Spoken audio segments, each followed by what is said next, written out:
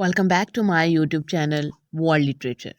आज जो टॉपिक हम लोग डिस्कस करने वाले हैं वो है play a season in the Congo by Aimé Césaire. Aimé Césaire का ये जो प्ले है a season in the Congo बहुत ही इंटरेस्टिंग प्ले है। इसमें जो है वो एक प्राइम मिनिस्टर की जो स्टोरी है वो डिस्कस की गई है। पॉलिटिकल प्ले है। प्ले को जो है वो स्टार्ट करते हैं। फर्स्ट ऑफ ऑल जो है वो अपने राइटर को डिस्कस करेंगे। देन जो है ये स्टोरी जो है बहुत ही इंटरेस्टिंग है, थोड़ी डिफरेंट स्टोरी है, इसको डिस्कस करेंगे।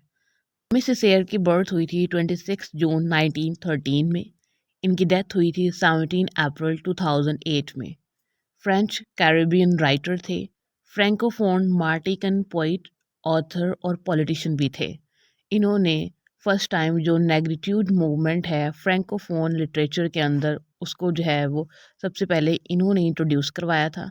और इन्होंने ये जो वर्ड था नेग्रिट्यूड फ्रेंच के अंदर जो है वो भी एमी सिसेर ने ही इंट्रोड्यूस करवाया था। एमी सिसेर ने फ्रेंच नेशनल असेंबली के लिए जो काम है वो 1945 टू 1993 किया था।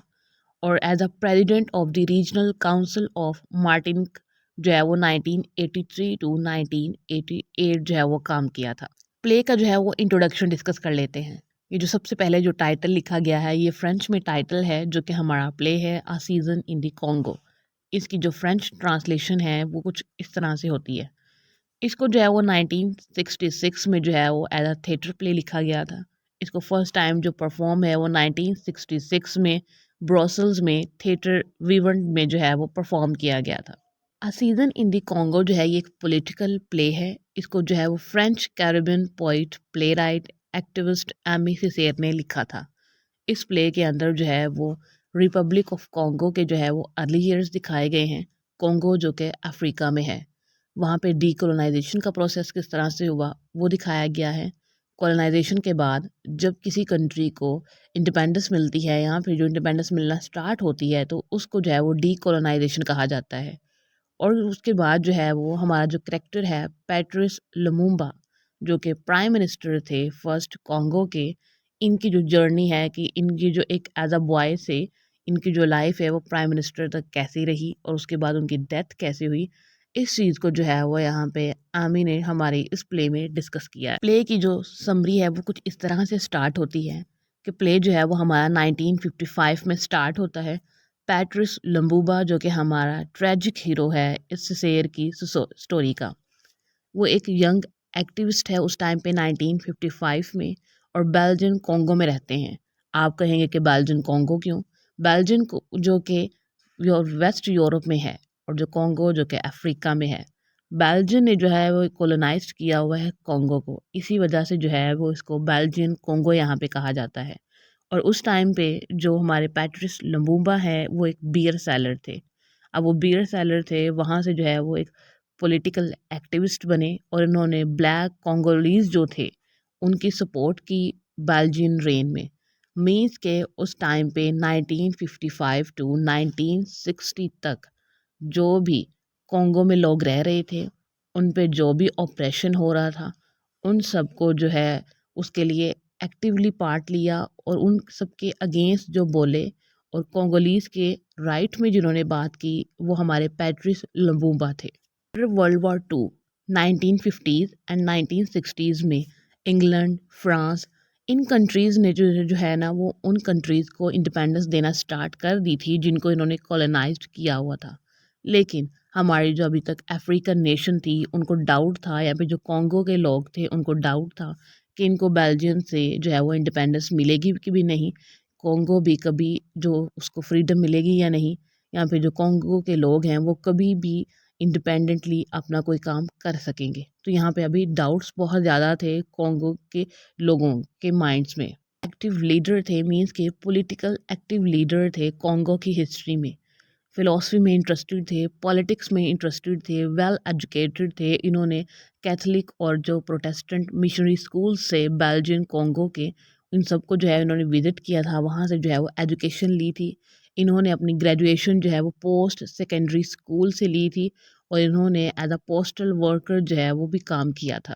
जब अपने करियर के स्टार्ट में थे तो इन्होंने सबसे पहले जो है वो एक लिबरल पार्टी जो कि बेल्जियम की ही थी उसको ज्वाइन किया।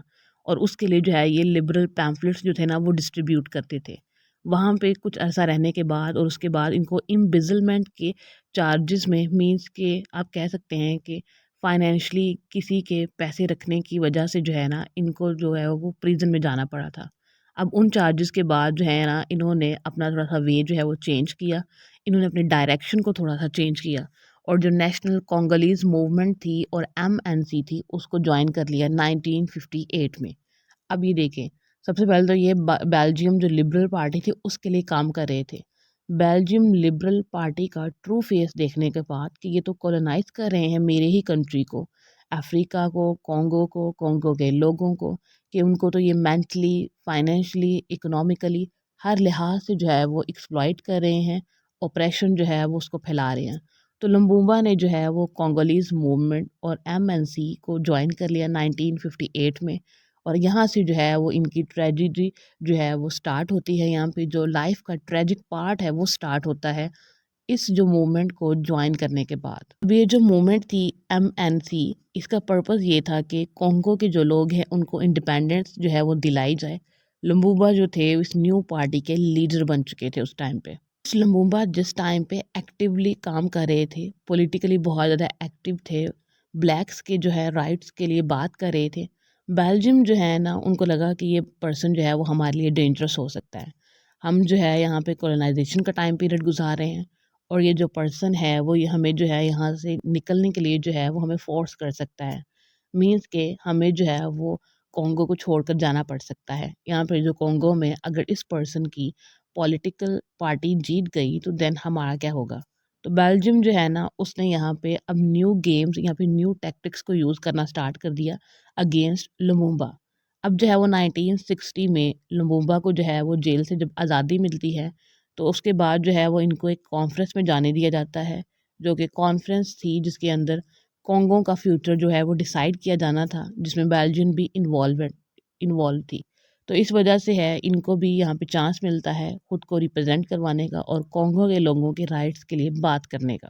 जून 1960 का टाइम पीरियड आता है। लम्बूम्बा जो हैं वो first elected prime minister of the democratic Republic of Congo बन जाते हैं।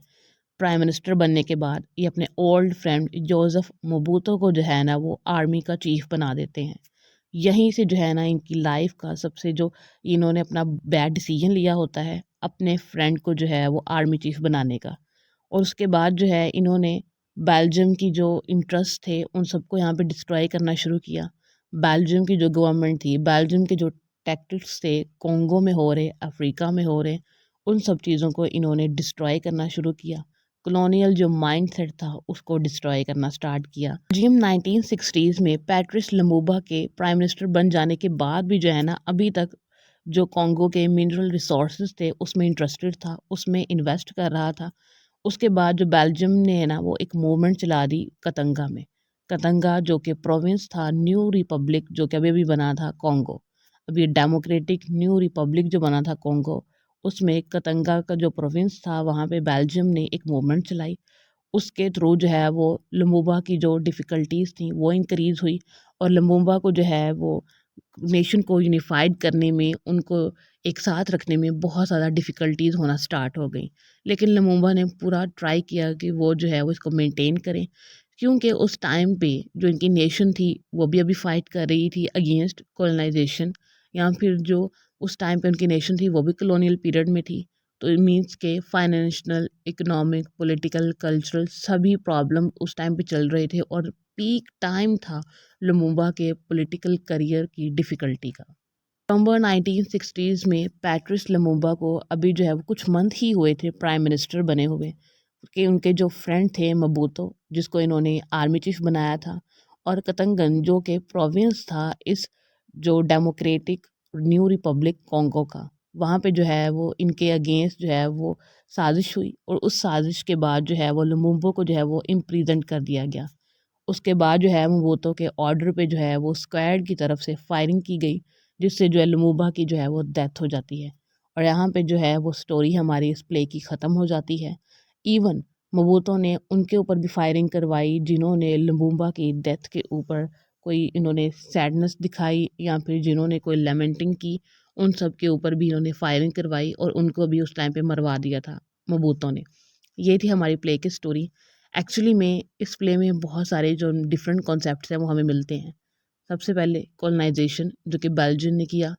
सेकंड उसके बाद न्यू कॉलोनियलिज्म भी हमें इसमें मिलता है कि किस तरह से कॉलोनाइजेशन के बाद जब डीकॉलोनाइजेशन होती है और उसके बाद जो है वो अगेन एंड अगेन जो बाहर की फोर्सेस होती हैं वो अपनी पावर्स जो हैं वो लगाती ही रहती हैं उस कंट्री में कि किस तरह से हम इसको इनडायरेक्टली जो है वो कंट्रोल कर सकें through business, through bank loan, different चीज़ें जो हैं वो देकर उस कंट्री को जो है वो यहाँ पे जो डिफरेंट टैक्टिक्स लगाकर इसको किसी ना किसी तरह से न्यू कॉलोनियलिज्म के थ्रू जो है वो कंट्रोल किया जा सके।